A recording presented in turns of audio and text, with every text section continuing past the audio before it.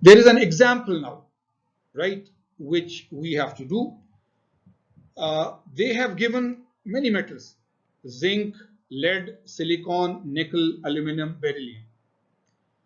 And they are saying just make ranges.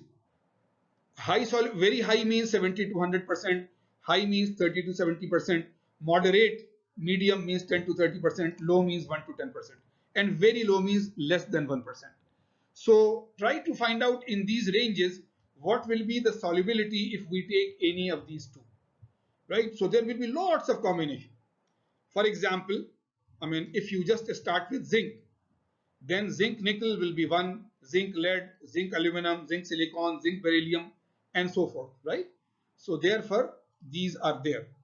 How should we do it? The data is given for all of these: copper, zinc, lead, silicon, nickel, aluminum, beryllium. Atomic radius is given, crystal structure is given, electronegativity is given, and valence is given. Remember, these are the 4 Hume-Rothery rules that find the difference between the two atoms, their radiuses, find the difference in crystal structure, find the difference in electronegativity, and find the difference in valence. If all these differences are very small, then there is a big chance that there will be high solubility, right?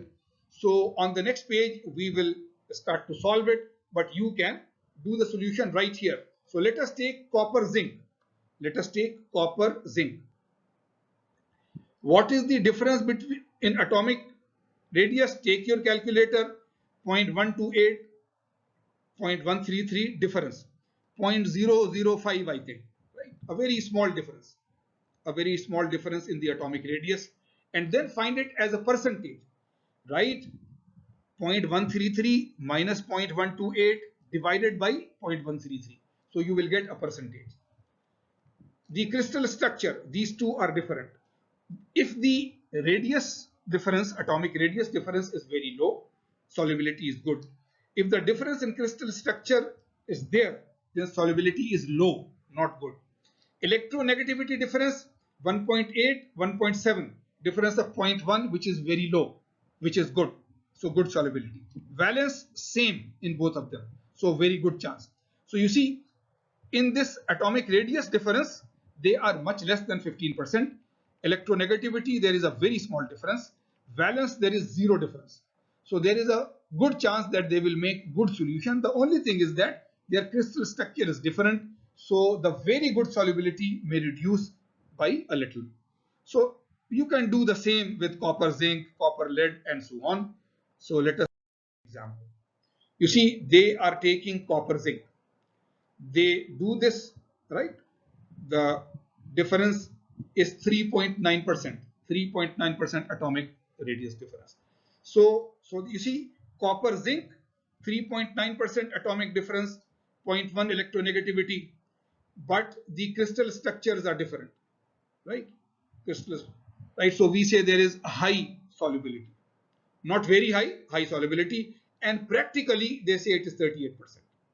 If we take copper lead, then do the same calculations, we will find 36, 37%. We will find electronegativity 0.2, so therefore very low, and so on. So you can go back to the previous slide, and for copper silicon, copper nickel, copper aluminum, copper beryllium, any one of them, so you do any one or two of them, you find the difference in the atomic radius as a percentage. You find the whether the crystal structure is the same or different. You find the difference in electronegativity value, and you find the difference in valence. If all of the things say that, right, the difference is very low, then there is a very good chance. So you see, when metallurgists or metallurgical engineers try to make new alloys, you see, they know the property of one metal, they know the property of the other metal, they want to join the properties to get some combined very good properties. But before trying to make an alloy, they can just look at the Hume-Rothery rules and see if the chances of a very high or high solubility are there. If the chances of high solubility are there, and they think that the mix of the properties of the two metals will give a very good alloy, then yes, now the chances of good solubility are there. So melt both the metals and stir them together and mix them together and make an alloy and try to now cool it, and you get an alloy of very good probable properties, inshallah. The second type of way in which solid solutions can be made is this word, interstitial. Interstitial, you need to do a practice.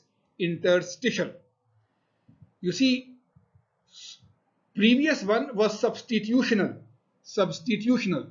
So there is a solvent material, there are many atoms.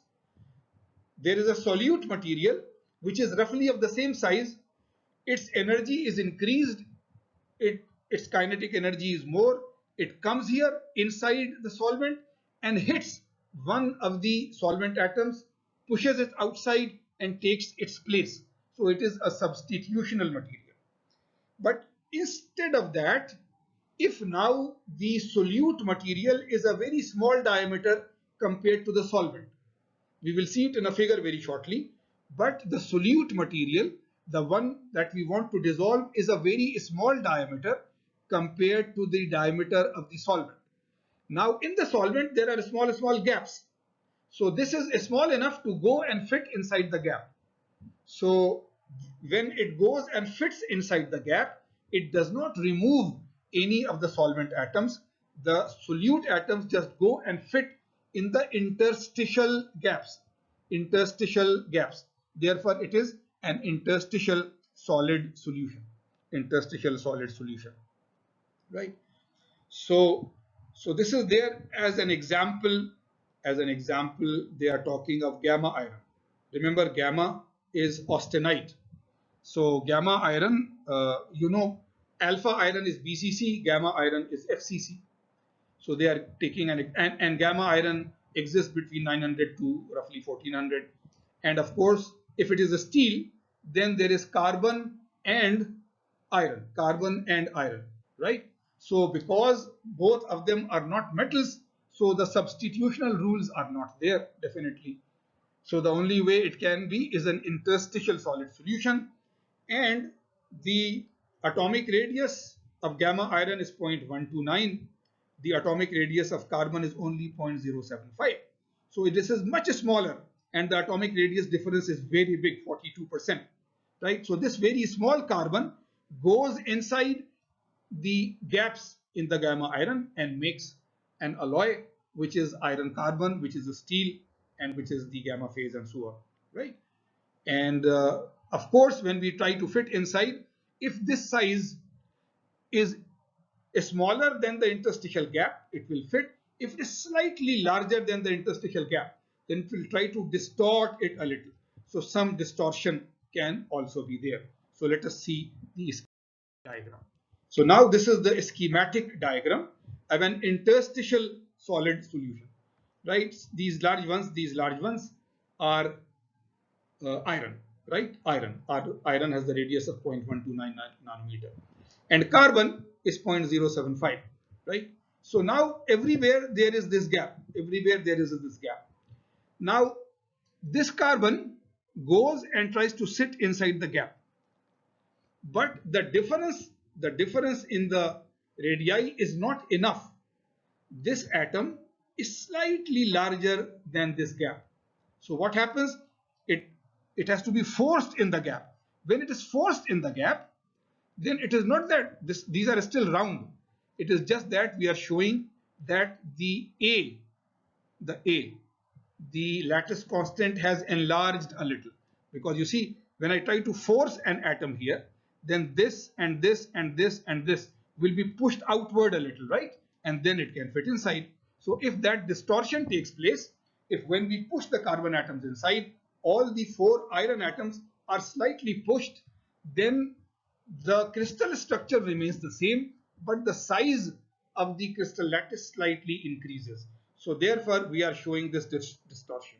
You see that in the normal system, there is some A, the lattice constant size of the gamma iron, but wherever there is an interstitial carbon, then the size A has slightly increased. So that is why we say that the crystal is slightly distorted, the shape is slightly changed, the size of the it is still FCC, but the A size is slightly changed.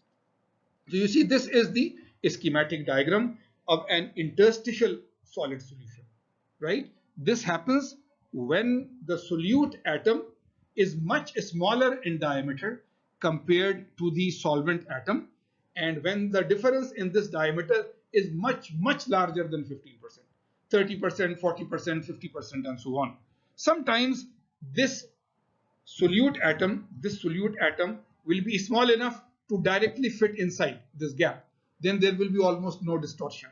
But if it is slightly larger, then it will push the atoms outwards and slight change in the lattice size will be there.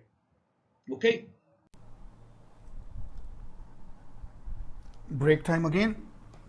I keep on telling you guys that, you see, if you are taking only one course with me, this mental break part is sort of easier, but if you have taken an earlier course and now you are taking a second course or a third course with me, then it becomes very difficult that, you see, how many decent and nice jokes and so on should I dig up so that they are not repeated.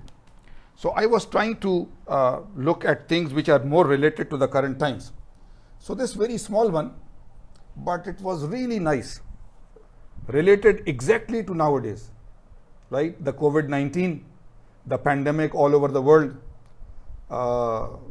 and so on. So what is the difference between lockup and lockdown?